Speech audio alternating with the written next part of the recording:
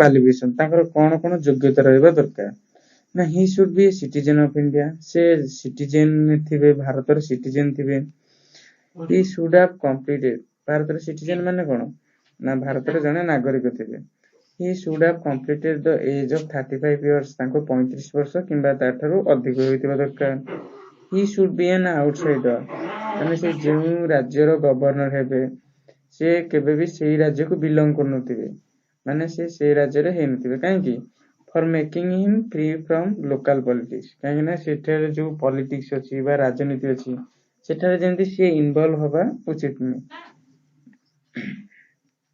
While appointing the governor, the president is required to consult the chief minister of the state concerned. ना जो राज्यर governor president चयन करंती बा appoint करंती सेही राज्यर चीफ मिनिस्टर को सहित कंसर्न करंती जहा फल रे तांको भितरे चीफ मिनिस्टर आ गवर्नर को भितरे भलो कम्युनिकेशन होई परिबो भलो रिलेशन होई परिबो ओके भलो रिलेशन हेले तांको भितरे काम करिबा अत्यंत सहज होई जाय कंडीशंस कोन कंडीशन अछि ना he should not be a member of either house of parliament or a house of the state legislature if any such person is appointed as governor he is deemed to have vacated his seat in that house on the date on which he enters upon his office as the governor माने कोन जदि से governor जदि से candidate T कोनोसी parliament रो जे कोनोसी भी house रे कोन जने मेंबर थिबे आइदर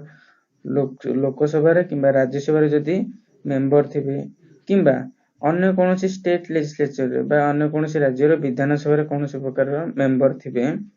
देन से जेबे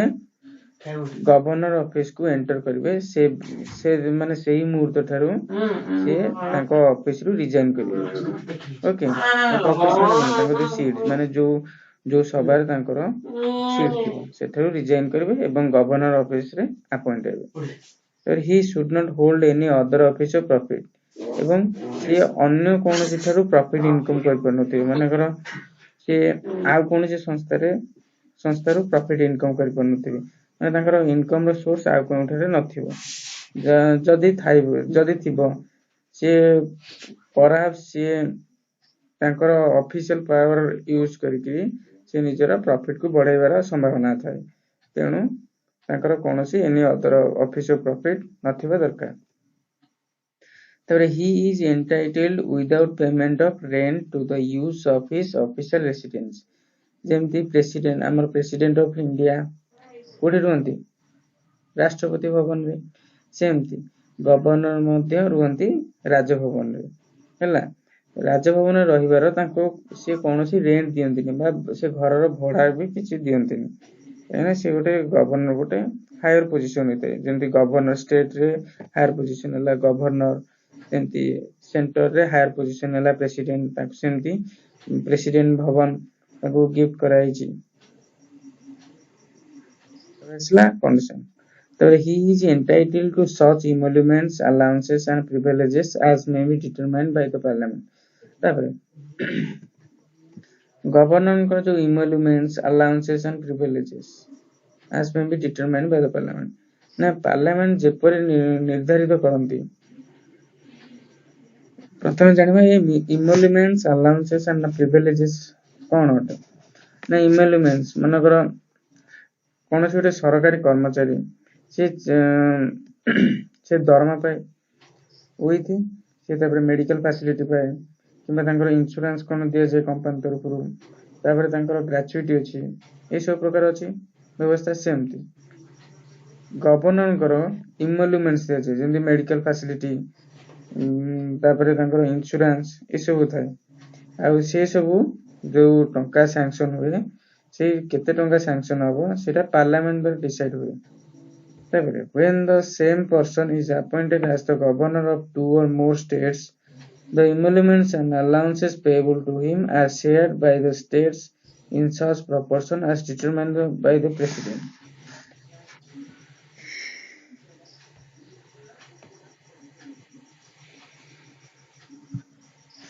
ना जदि गोटे गवर्नर दुईटी किंबा अधिक स्टेट रे गवर्नर एका समय थांती तेबे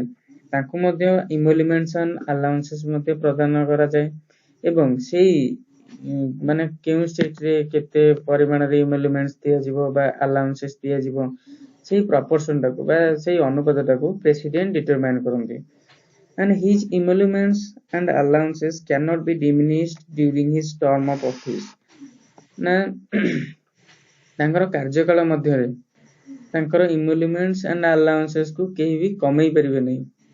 तांकर कार्यकाल मध्यरे तांकर emoluments and allowances को केही भी कमई परिबे नै कारण एमिति भी संभावना अछि यदि कोनोसी काम करिवार अछि प्रेसिडेंट को गवर्नर को कई फोर्स करि परिबेनी जे तमे एई कामटा करिवो बा बाध्य करि परिबेनी तासला ओथ एंड अफर्मेशन जो शपथ ग्रहण करंती ए सब गला अपॉइंटमेंट विषय तापर शपथ ग्रहण तमे जानिचो जेमती पुलिस जॉइन करबा पूर्व तांको शपथ दिया जाय आ सैन्य ग्रहण जॉइन करिवारु तांको शपथ दिया जाय डॉक्टर हेबा पूर्व तांको किछि शपथ दिया जाय सेमती गवर्नर हेबा पूर्व मध्ये तांको शपथ दिया जाय सेमती प्रेसिडेंट को क्षेत्र रे चीफ मिनिस्टर प्राइम मिनिस्टर समस्त क्षेत्र रे तांको कोन कोन सब शपथ दिया जाय प्रथम to faithful execute the office माने जे विश्वासर सहित से तांकर ऑफिस रे कार्य करंती माने पूरा विश्वसनीय होई माने कोन से धक्काबाजी करबेनी to preserve, protect and defend the constitution and the law ना हमर संविधान एवं नियम को प्रिजर्व माने संरक्षित रखिबे प्रोटेक्ट माने सुरक्षा देबे एवं डिफेंड करबे ओके तबे to devote himself to the service and wellbeing of the people of the state एवं से जो स्टेट रे से गवर्नर हेबे से स्टेट रे पीपल को सहित भलो व्यवहार करबे ओके ताबरे से तांको सर्विस को पूरा डिवोट कर दे निजको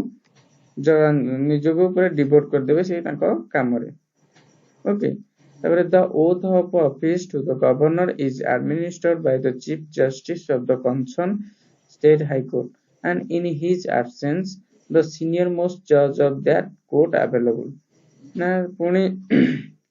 से जो ओथ नेबे बा शपथ ग्रहण करिवे से पुनी का सामना रे गोटे शपथ ग्रहण करिवे बा तांको की एडमिनिस्टर करथिबो सेमती गवर्नर को की एडमिनिस्टर करिवे ना सेही राज्य रो जो थिबो हाई कोर्ट मनकर हमर हला ओडिसा रा हाई कोर्ट अछि हमर कोठी कटक रे तबे सेठाकर हाई कोर्ट रो जने थांती चीफ जस्टिस से तांको सामना रे बा सीए गवर्नर को ओथ को एडमिनिस्टर करंती तापर जदि सी नथिबे बा तांकर कोनोसी कारण रे सी उपस्थित नथिबे तेबे कोन in his absence the senior most जज ऑफ द कोर्ट अवेलेबल तेबे से कोर्ट रो जे सीनियर जज थिबे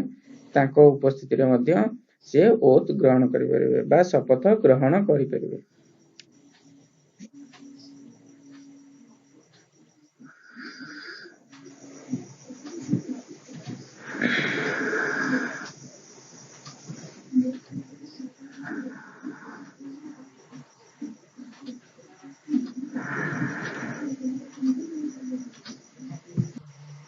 फ्रेंड्स आ गुटे कथा ना गवर्नर इलेक्शन रे गवर्नर डायरेक्ट इलेक्शन रे ठिया होंतिनी कि इनडायरेक्ट रे इलेक्शन रे इलेक्ट होंतिनी बा अपॉइंट होंतिनी तांको डायरेक्ट गवर्नर तांको चयन करंती ए प्रेसिडेंट तांको चयन करंती ताबरे आपण तम मानको मन रे गोटे प्रश्न आस्तिबो चीफ मिनिस्टर तो ना chief minister direct election indirectly elect होंती एमएलए तो डायरेक्टली इलेक्ट होंती तेबे गवर्नर गोटे nominal executive of the state तेबे तासी काहे कि डायरेक्टली कि इनडायरेक्टली इलेक्ट काहे के होनंती तेबे यदि तमे माने सब जानियो चाहबो तेबे कमेंट सेक्शन रे मते कमेंट करि परिबो जा फल रे मु तार वीडियो परे अपलोड कर देबी तापर आसीबो टर्म ऑफ गवर्नर्स ऑफिस तर गवर्नर को ऑफिस रे केते कार्यकाल रहइबो तांकर कार्यकाल रो समय केते से विषय डिस्कस करिबा A governor holds office for a term of 5 years from the date on which he enters upon his office. He also can hold office beyond his term of 5 years until his successor assumes his charge. ତାପରେ ନା ଯେପର୍ଯ୍ୟନ୍ତ ତାଙ୍କର ମାନେ ଯିଏ next governor ଆସିବେ ସେ ଯେପର୍ଯ୍ୟନ୍ତ ତାଙ୍କ ଅଫିସକୁ ହୋଲ୍ଡ କରିନାହାନ୍ତି ସେତେ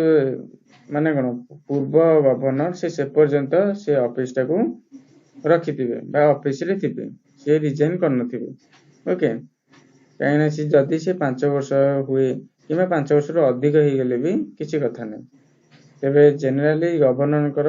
କାର୍ଯ୍ୟକାଳ ସମୟ ହେଲା 5 ବର୍ଷ, କିନ୍ତୁ ବେଳେବେଳେ 5 ବର୍ଷରୁ ଅଧିକ ମଧ୍ୟ ହୋଇଯାଏ।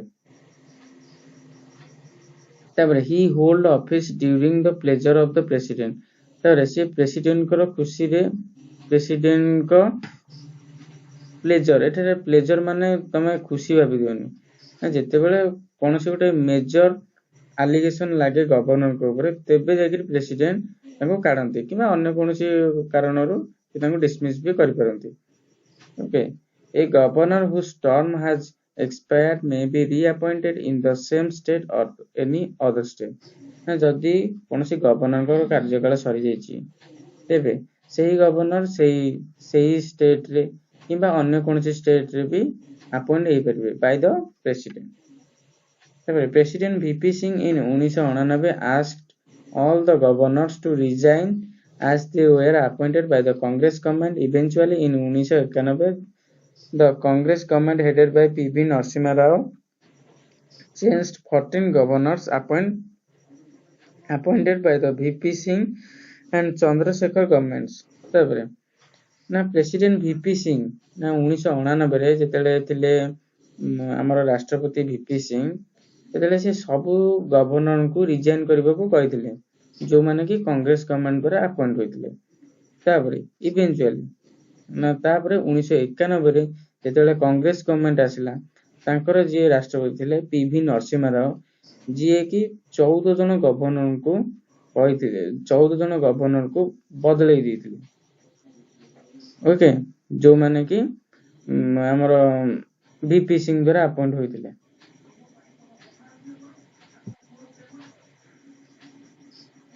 ତାର ହେଲା powers and functions of governor. Friends, এই ଟପିକଟା ବହୁତ ইম্পর্টান্ট, জেনারেলি এটা एग्जाम ପ୍ରସ୍ପେକ୍ଟସ୍ ପାଇଁ ବହୁତ ଇମ୍ପୋର୍ଟାଣ୍ଟ। ତାପରେ ତାଙ୍କର ପାୱାର୍ସ ଆଣ୍ଡ ଫଙ୍କସନ୍ କଣ ଅଛି, ତାପରେ ଦ ପାୱାର୍ସ ଆଣ୍ଡ ଫଙ୍କସନ୍ସ, ଏଟା ତାଙ୍କର ପାୱାର୍ସ ଆଣ୍ଡ ଫଙ୍କସନ୍ସ ବହୁତ ଗୋଟେ ଲଙ୍ଗ କନସେପ୍ଟ, କିନ୍ତୁ ମୁଁ ତାକୁ ସର୍ଟକଟ ରେ 4ଟି ଭାଗରେ ବିଭକ୍ତ କରିଛି। ଯଦି ତମେ આ ବିଷୟରେ ବହୁତ ଡିଟେଲ୍ସ ଜାଣିବାକୁ ଚାହିଁବ ତେବେ ମତେ କମେଣ୍ଟ ସେକ୍ସନ ରେ କମେଣ୍ଟ କରିପାରିବ, ଯାହା ଫଳରେ ମୁଁ ଆପଣଙ୍କୁ ଆର ନେକ୍ସଟ ଭିडिଓ କରିକି अपलोड କରିଦେବି। The powers and functions of the governor can be studied under the following heads। ନା ପ୍ରଥମଟା ରହୁଛି ଏକ୍ଜିକ୍ୟୁଟିଭ ପାୱାର୍ସ, ଦ୍ୱିତୀୟଟା ରହୁଛି ଲେଜିସ୍ଲେଟିଭ ପାୱାର୍ସ, ତୃତୀୟ ଫାଇନାନ୍ସିଆଲ ପାୱାର୍ସ and ଚତୁର୍ଥ ଜୁଡିସିଆଲ ପାୱାର୍ସ। ଏକ୍ଜିକ୍ୟୁଟିଭ ପାୱାର ମାନେ ସବୁତକ ଯୋଉ ଲେଖାପଢା କାମ, ମାନେ ଷ୍ଟେଟରେ ଯେକୌଣସି କାର୍ଯ୍ୟ ହବ ତାଙ୍କ ସିଗ୍ନେଚର ଦରକାର। ତାପରେ ସେ କଣ ଏସପିଏସି, ଯାହା ଷ୍ଟେଟ ପବ୍ଲିକ ସର୍ଭିସ କମିଶନ ର ଚେୟାରମ୍ୟାନ ଯୋଉ ଥାନ୍ତି, ତାପରେ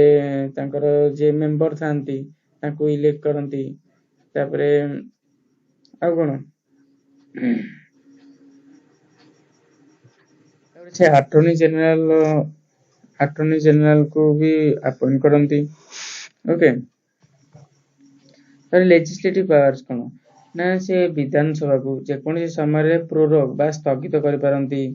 ଓକେ, ତାପରେ ଯୋଉ ରିଜର୍ଭ ମେମ୍ବର ଥାନ୍ତି ତାଙ୍କୁ ମଧ୍ୟ ଆପଏଣ୍ଟ କରିପାରନ୍ତି। ଏଭଳି କେତେ ଗୁଡ଼ିଏ ପାୱାର ଅଛି। ତାପରେ ଫାଇନାନ୍ସିଆଲ ପାୱାର ତ ଜାଣିଛ। ତାପରେ ଜୁଡିସିଆଲ ପାୱାର, ନା ଜୁଡିସିଆଲ ପାୱାର ଅଣ୍ଡରରେ କୌଣସି ଗୋଟେ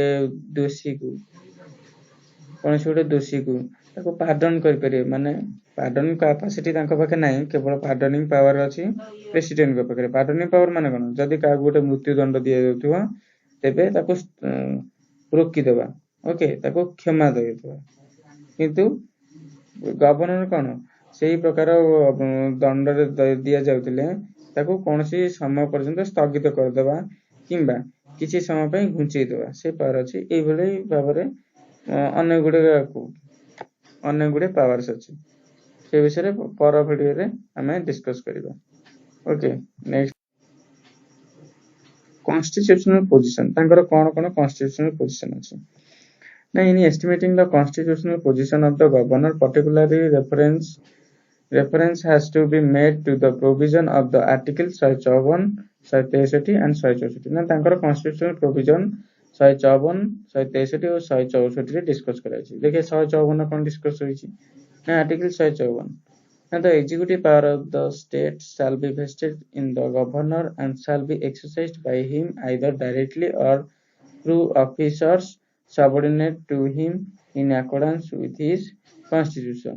ना जेकोनसी executive power जो state रे जेकोनसी executive power अछि of the state काको दिएछि ना गवर्नर को दिएछि एवं से काम गुडी गवर्नर त एकुटे करबेनी से कोन से निजे डायरेक्ट कर परंती किबा तांकर कोनोसी कर्मचारी को द्वारा मध्ये करि परंती इटा संविधान अनुसार अन्य कर्मचारी द्वारा मध्ये से करि परंती तबरे आर्टिकल 163 रे कोन लगाइछि ना there shall be council of ministers with the chief minister as the head to aid and advise the governor in the exercise of his functions except in so far as he is required to exercise his functions in his discretion आ माने कोन जेतबे council of ministers कर head ना सबले council of ministers of the state ताकर head थाने chief ministers से माने जा सजेस्ट करियो गवर्नर को गवर्नर सेही काम करंती ओके तबरे आर्टिकल 164 माने 164 आर्टिकल रे कोन लिखा अछि the council of ministers shall be collectively responsible to the legislative assembly of the state ना काउंसिल ऑफ मिनिस्टर्स से माने उत्तरदायी हेबे जे कोनसी कार्य रे in the legislative assembly of the state ना राज्य रे विधान सभा रे से जे कोनसी कार्य रे उत्तरदायी हेबे एवं तांको समस्त प्रश्न रो उत्तर देबा को पड़िबे ओके ठीक अछि फ्रेंड्स नेक्स्ट क्वेश्चन जदि आपन को वीडियो टी भल लागिला त लाइक करंतु एवं चैनल को इजी 100 चैनल को सब्सक्राइब करंतु for getting new videos like this okay आज मोर क्वेश्चन होजी who is the governor of Odisha in 2009 okay मते कमेंट सेक्शन रे आंसर पठांतु ओके आज पई एतिकी नमस्कार।